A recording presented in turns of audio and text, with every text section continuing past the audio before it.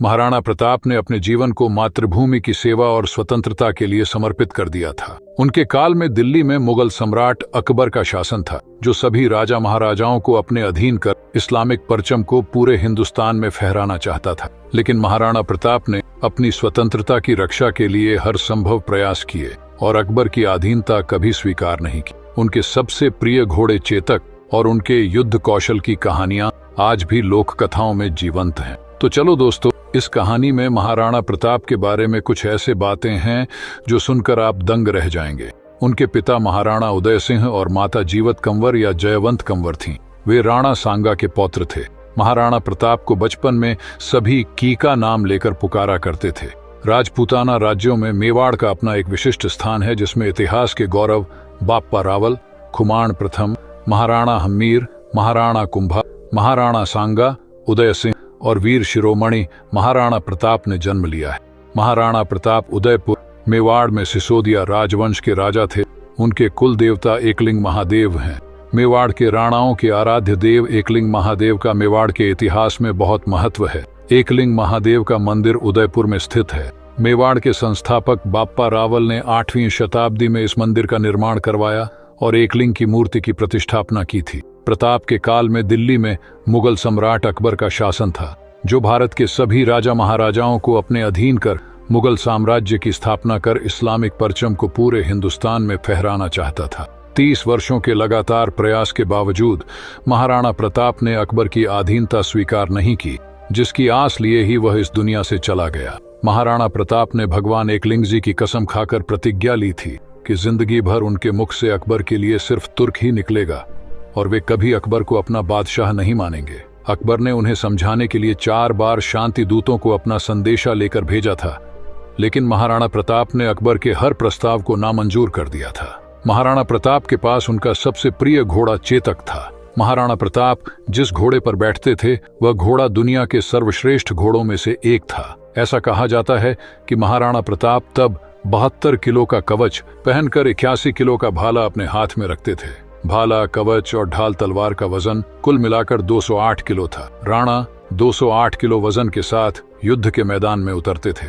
सोचिए तब उनकी शक्ति क्या रही होगी। महाराणा प्रताप का राज्याभिषेक गोगुंदा में हुआ था। युद्ध की विभीषिका के बीच राणा उदय सिंह ने चित्तौड़ त्याग कर अरावली पर्वत पर डेरा डाला और वहां उदयपुर के नाम से नया नगर बसाया, जो उनकी राजधानी भी बनी। उदय सिंह ने अपनी मृत्यु के समय भटियानी रानी के प्रति आसक्ति के चलते अपने छोटे पुत्र जगमल को गद्दी सौंप दी थी, जबकि प्रताप ज्येष्ठ पुत्र होने के कारण स्वाभाविक उत्तराधिकारी थे। उदय सिंह के फैसले का उस समय सरदारों और जागीरदारों ने भी विरोध किया था। दूसरी ओर मेवाड़ की प्रजा भी महाराणा प्रताप से लगाव रखती थी। जगमल को गद्दी मिलने पर जनता में विरोध और निराशा उत्पन्न हुई। इसके चलते राजपूत सरदारों ने मिलकर विक्रम संवत 1628 फाल्गुन शुक्ल 15 अर्थात 1 मार्च 1576 को महाराणा प्रताप को मेवाड़ की गद्दी पर बैठाया। इस घटना से जगमल उनका शत्रु बन गया और अकबर से जा मिला। महाराणा के मेवाड़ की राजधानी उदयपुर थी। उन्होंने 1568 से 1577 ईस्वी तक शासन किया। उदयपुर पर यवन तुर्क आसानी से आक्रमण कर सकते हैं, ऐसा विचार कर तथा सामंतों की सलाह से प्रताप ने उदयपुर, छोदक्कर, कुंभलगढ़ और गोगुंदा के पहाड़ी इलाके को अपना केंद्र बनाया। जगमल नाराज होकर बादशाह अकबर के पास चला गया और बादशाह ने उसको जहाजपुर का इलाका जागीर में प्रदान कर अपने पक्ष में कर लिया। इसके पश्चात बादशाह ने जगमल को सिरोही राज्य का आधा राज्य प्रदान कर दिया। इस कारण जगमाल की सिरोही के राजा सुरतान देवधा से दुश्मनी हो गई और अंत में सन 1583 में हुए युद्ध में जगमाल मारा गया। जिस समय महाराणा प्रताप सिंह ने मेवात की गद्दी संभाली, उस समय राजपूताना बेहद नाजुक दौर से गुजर रहा था। बादशाह अकबर की क्रूरता के आगे राजपूताने के कई राजाओं ने अपने सिर झुका लिए थे।